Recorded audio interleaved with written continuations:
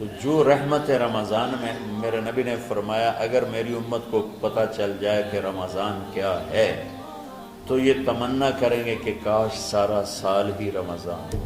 اچھا ایک صحابی آئے، یا رسول اللہ میں تو مارا گیا۔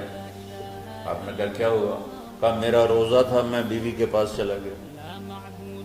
آپ نے کہا تو پھر تو غلام آزاد کر، کفارہ دے۔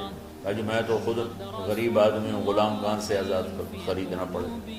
آپ نے فرمایا پھر آخری ہے کہ 60 روزے مسلسل رکھنے ہوتے ہیں جو کفارے کے ہوتے ہیں۔ وہ کہنے لگا ایک روزے چاہے کم کیتا ہے 60 روزے جو میں کی کریں۔ آپ نے کہا ادھر آ، یہ کھجوریں لے جا اور 60 گھروں میں تقسیم کر دے۔ کہنے لگا یا رسول اللہ، اللہ کی قسم مدینے میں مجھ سے غریب کوئی نہیں، آپ ایسا کرو یہ میرا کفارہ مجھے ہی صدقہ کر دو۔ تو آپ اتنا ہنسے کہ یہ آخری دانت نظر آنے لگے۔ بہت کم ایسا ہوتا تھا۔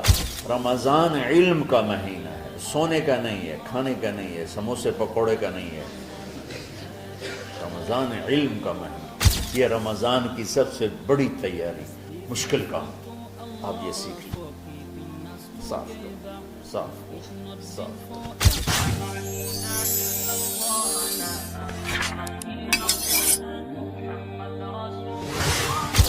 سارے مہینوں کے نام عربوں نے رکھے، محرم، صفر، ربیع الاول، ربیع الثانی، جمادی الاولی، جمادی الثانی، رجب، شعبان، رمضان، شوال، ذوالقعدہ، ذوالحج۔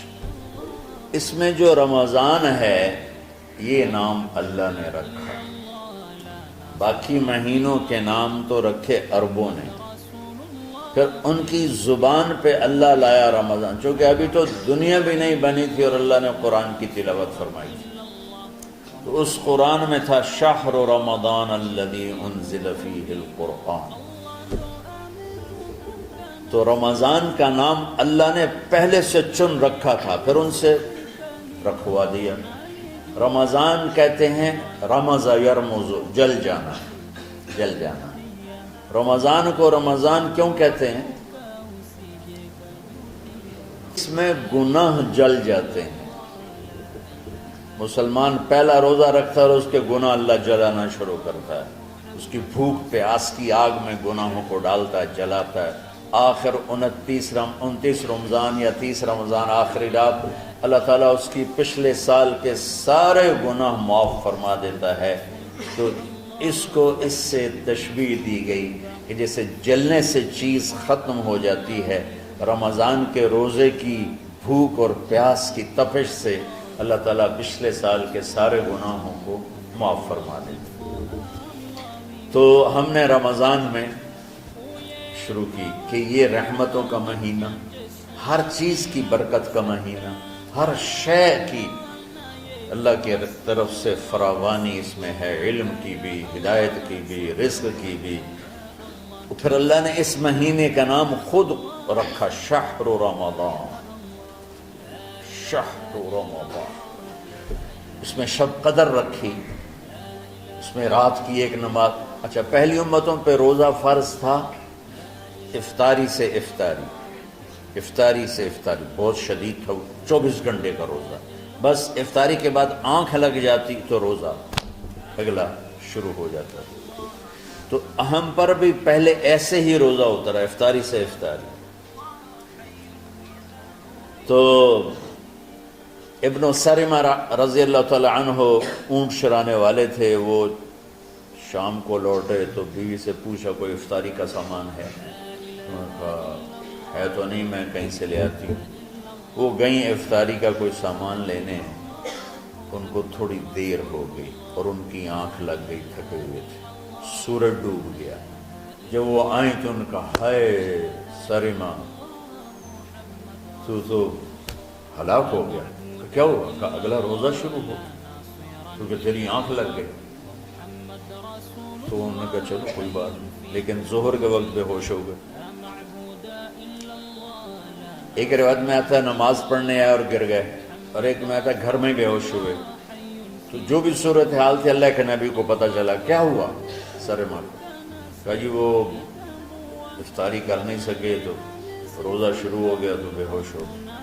تو اللہ کے نبی رنجیدہ ہوئے تو اللہ تعالیٰ نے قرآن اتار دیا، چلو میرے محبوب ساری رات کھاؤ حتیٰ یتبین لکم الخیط الابیض من الخیط الاسود من الفجر، کہ میرے محبوب صبح صادق تک آپ کی امت کو اجازت ہے کھاؤ۔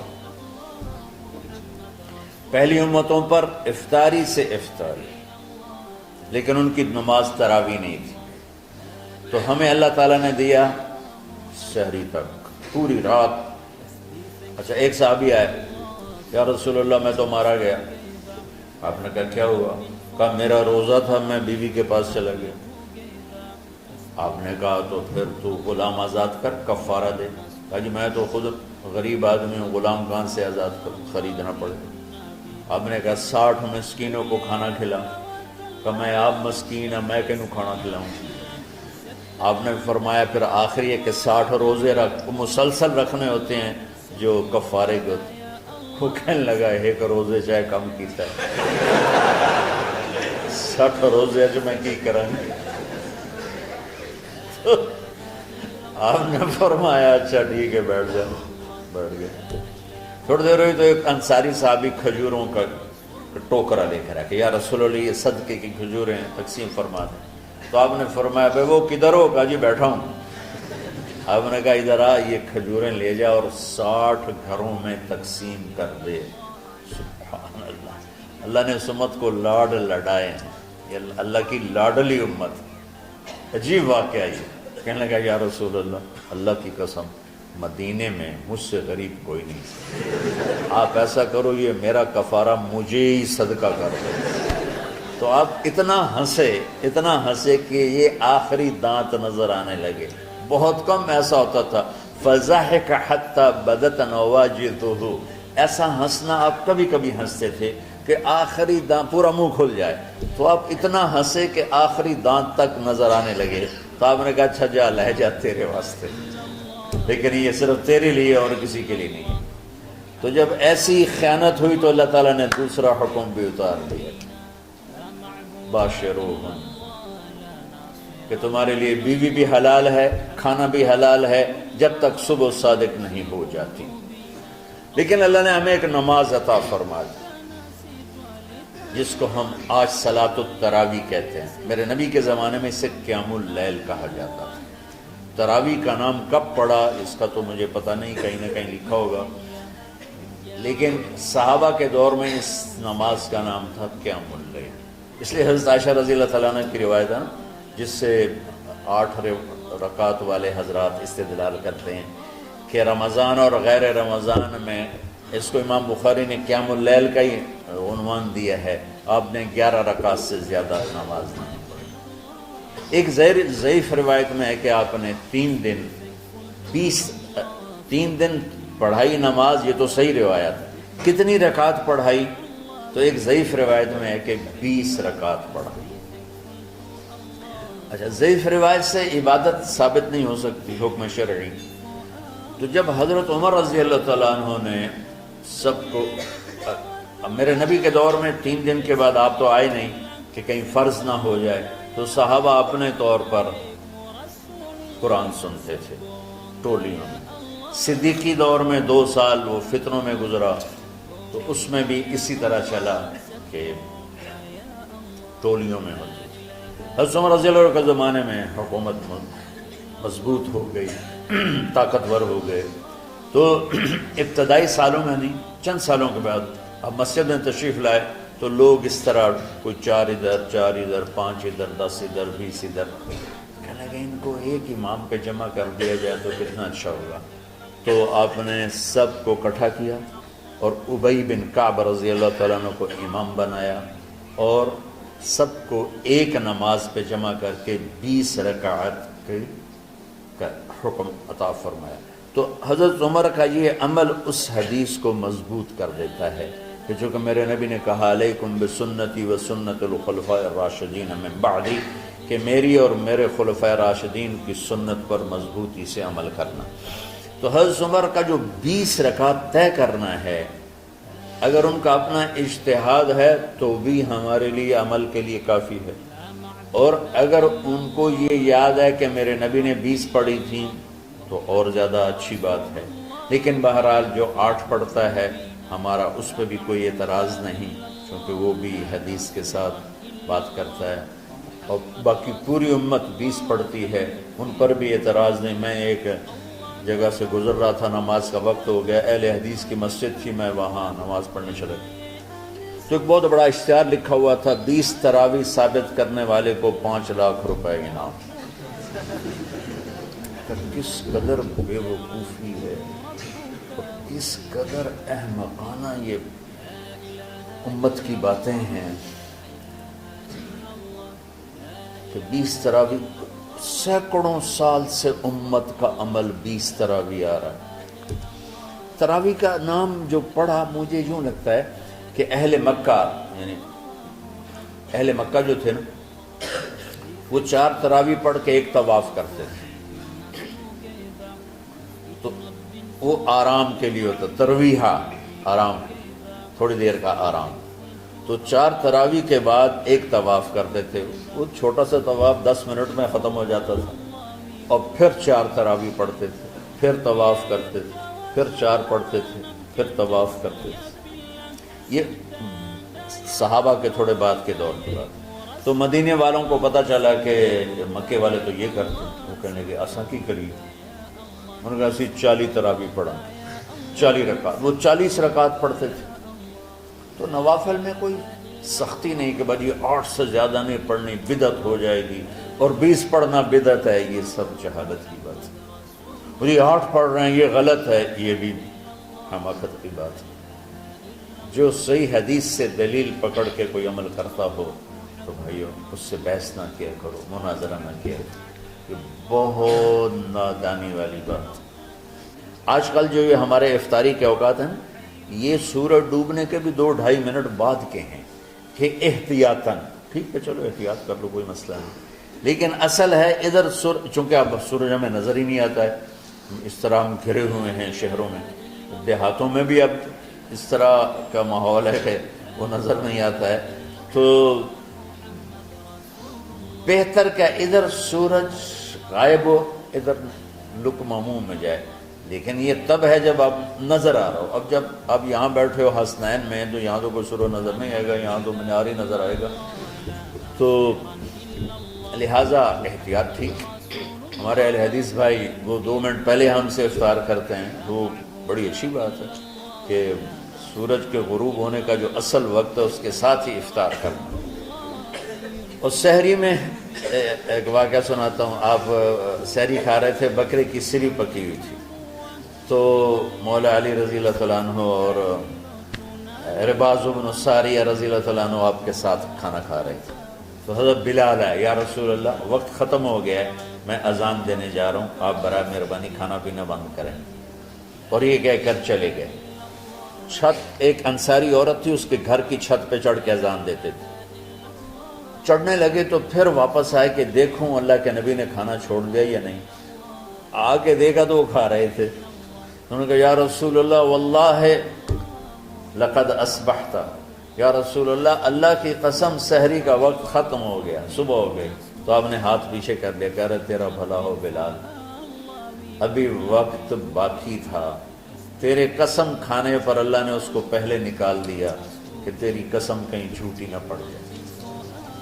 تو حضرت علی نے فرمایا کہ اگر بلال قسم نہ کھاتے تو جب تک میرے نبی کھاتے رہتے صبح صادق نہیں ہونی تھی، تو بالکل آخری وقت میں آپ کھاتے تھے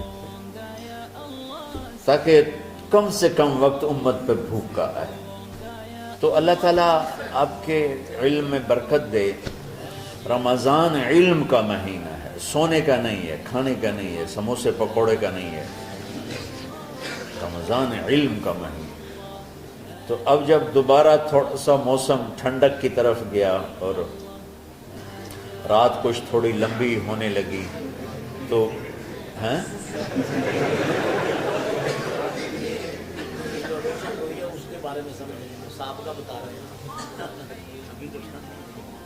نہیں، مئی میں روزے آ رہے ہیں نا، گرمی تو ہے لیکن وہ جون والے روزے تو نہیں ہیں نا، جون کے روزے. آپ لوگ جوانوں، میں میرے جیسا کوئی آدمی کرے عذر بہانا تو ٹھیک ہے، اور پھر سحری کر کے اور فجر کی نماز کے بعد آرام ہوتا ہے، تھوڑی روٹین تبدیل ہوتی ہے، لیکن یہ دنیا مشقت کی اٹھانے کی جگہ ہے. بس رمضان کی سب سے بڑی تیاری کیا ہے کہ اپنے دلوں کو صاف کر لو پہلے سے. شعبان کی سب سے بڑی تیاری کیا ہے کہ اپنے دلوں کو صاف کر لو. کہ جس دل میں نفرت ہو، بغض ہو، کسی کے لیے غصہ ہو، کسی کے لیے کیا کیا جذبے ہوں، دل صاف کرنا. شب قدر اس میں ہے، اللہ کا عرش پہلے آسمانوں پر ہے، سارا دن ساری رات اللہ کے اعلان ہو رہے ہیں، کوئی بخشش چاہنے والا، کوئی معافی چاہنے والا، کوئی رزق چاہنے والا، کوئی ہدایت چاہنے والا، کوئی شفا چاہنے والا، اور فرشتوں کے اعلان ہو رہے ہیں، بھلائی کرنے والے آگے بڑھ، برائی کرنے والے بس کر دے. تو جو رحمت رمضان میں، میرے نبی نے فرمایا اگر میری امت کو پتہ چل جائے کہ رمضان کیا ہے تو یہ تمنا کریں گے کہ کاش سارا سال ہی رمضان ہو. تو ہم نے نظام بنایا ہوا ہے، لوگ وہ کر رہے ہیں، وہ روزانہ جھاڑو دیتے ہیں. تمہارا دل ایک آنگن ہے، ایک صحن ہے، اس میں بغض، نفرت، حسد، پتہ نہیں کیا کیا گندگیاں آئیں گی اور آتی رہیں گی. بچوں ایک کام کرو، جھاڑو پکڑ لو، صاف. یا اللہ معاملہ تجھ سے کرنا ہے، لوگوں سے نہیں. کسی نے برا کہا، کسی نے غیبت کی، کسی نے گالی دی، کسی نے دھکا دیا، کسی نے حق مارا، کسی نے کچھ کیا. یا اللہ تیرے سبب میں نے اپنے دل کو سب سے صاف کیا، میں نے اپنے دل کو سب سے صاف کیا. یہ اتنی بڑی عبادت ہے کہ بڑے بڑے نفلوں والے، تہجد والے، حج عمرے روزے والے تمہیں نہیں پکڑ سکے، کیونکہ اس کا کرنے والا دنیا میں کوئی نہیں. نفل پڑھنے والے تو بے شمار ہیں، عمرے کرنے والے بے شمار ہیں، علماء بے شمار ہیں، حاجی بے شمار ہیں، سخاوت کرنے والے بے شمار ہیں، لیکن اس ٹکڑے کو صاف کرنے والا لاکھوں میں ایک بھی نہیں. مشکل کام، آپ یہ سیکھ لیں. صاف کرو، صاف کرو، صاف کرو. یہ رمضان کی سب سے بڑی تیاری. جس دل میں بغض بھرا ہو، نفرت بھری ہو، حسد بھرا ہو، کینہ بھرا ہو، اس میں خاک آئے، اس میں تو علم کی ایک کرن بھی نہیں آئے. اس زبان سے چاہے جتنے مرضی موتی بکھیرے، دل اس کا اندھا ہوگا. لا تعمل ابصار ولكن تعمل قلوب التي في الصدور. یہ آنکھوں سے اندھے نہیں، دل سے اندھے ہیں. تو ساری امت سے کہتا ہوں رمضان کا استقبال کرو، دلوں کو صاف کر کے، نفرتوں کو مٹا کے، مذہبی نفرت، دنیاوی نفرت، رشتوں کی نفرت، بول چال کی نفرت، سیاست کی نفرت، لین دین کی نفرت، ان سب سے اپنے دل کو صاف کرو تاکہ رمضان میں اللہ نے علم اتارا، اللہ تعالیٰ آپ کو علم عطا فرمائے. اور باقی لوگ جو عام دنیا میں زندگی گزار رہے ہیں ان کے دلوں میں اللہ رمضان کا نور اتارے اور اپنے اور ہدایت کا نور اتارے. یہ سب سے بڑی تیاری ہے اس کی. اور آپ میں جو حفاظ ہیں وہ ترتیب بناؤ، آپ کے اعزازے بنائیں گے. آپ الگ الگ اپنا یہاں ٹولیوں میں بٹ کے، جیسے ماشاءاللہ پہلے ہوتا تھا، اپنا قرآن سناؤ. 10 دن میں سناؤ، ہفتہ میں سناؤ، 20 دن میں سناؤ، 3 دن میں سناؤ، تمہاری مرضی ہے. لیکن یہاں فضا بنے، چاروں طرف قرآن پڑھا جا رہا ہو، تو ایسے صرف دیکھ کر ہی ایمان تازہ ہو جاتا ہے. تو جو آپ میں حفاظ ہیں وہ غافل نہ ہونا کہ نو جی میری دعا یاد نہیں ہے. بھول گئے تو الگ بات ہے، کوئی کچا پکا ہے تو اس کے لیے تیاری کر کے سناؤ. کسی اچھے حافظ کو ساتھ لے کر، کچھ وہ سنائے، کوئی یہ سنائے، اس طرح کر کے.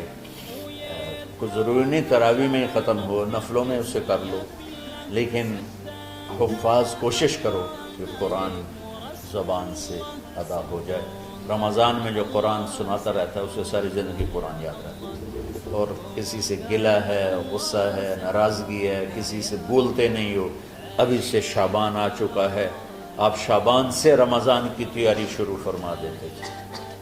تو اس کی تیاری کیا ہے؟ وہ دلوں کو صاف کرو، معاف کرو، معافی مانگو. تمہارا قصور نہیں پھر بھی معافی مانگ لو، دلوں کو صاف کرو اور اللہ سے سخاوت مانگو کہ اللہ کو سخی بھی پسند ہے اور صاف دل والا بھی پسند ہے۔